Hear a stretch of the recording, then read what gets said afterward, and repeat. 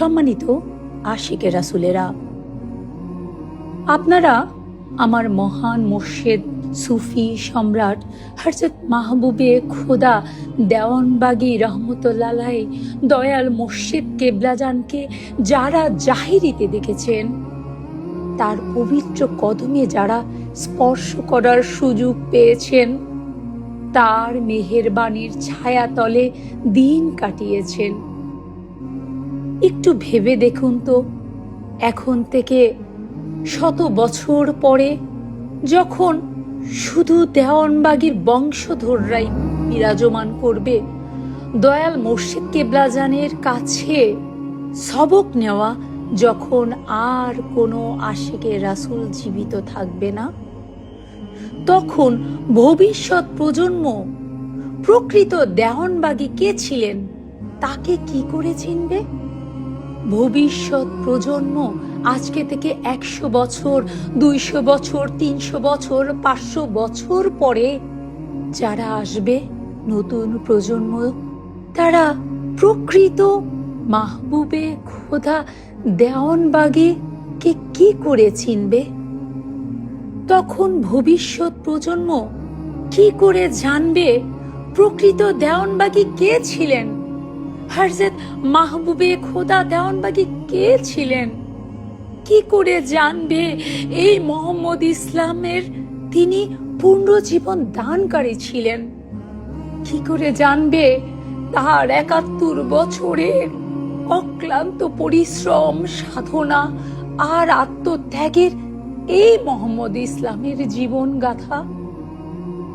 আমার মহান মুর্শিদের আজীবনের ত্যাগ, সাধনা এবং অবিরাম পরিশ্রমের ফসল আজকের এই সম্মানিত আশিকে রাসূলগণ।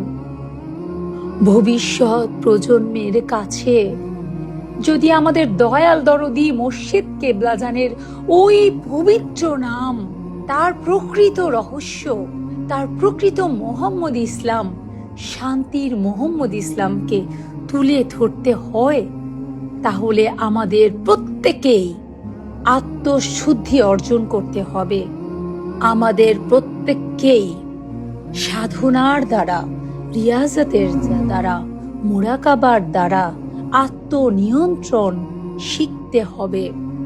নিজের নফসকে পরিশুদ্ধ করে নিজের হৃদয়কে জাগ্রত দেওয়ানবাগীর আশেক বানাতে হবে, দেওয়ানবাগীর সৈনিক বানাতে হবে, মোহাম্মদ ইসলামের সোলজার বানাতে হবে।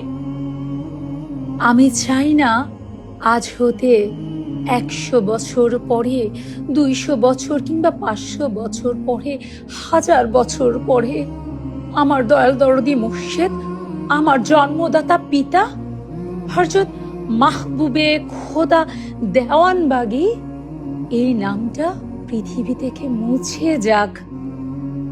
নতুন প্রজন্ম যাতে জেনারেশনের পর জেনারেশন, প্রজন্মের পর প্রজন্ম হৃদয়ে দেওয়ানবাগীকে ধারণ করেন।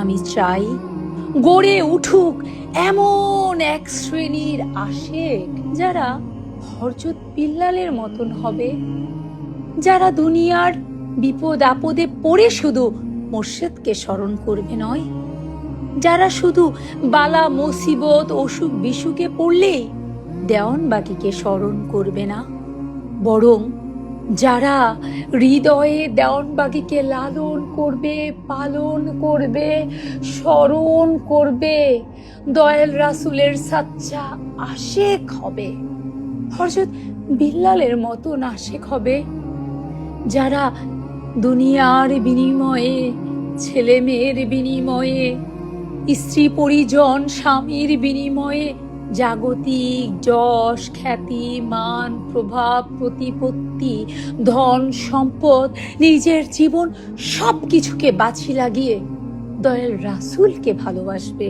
দয়াল মুর্শিদকে ভালোবাসবে, যারা তাকে কখনো ভুলে যাবে না, যাদের হৃদয়ে প্রতিনিয়ত আমার দয়াল মুর্শিদ কেবলাজানের ওই পবিত্র নাম উচ্চারিত হবে, সুফি সম্রাট হযরত মাহবুবে খোদা দেওয়ানবাগী, আমার বাবা দেওয়ানবাগী।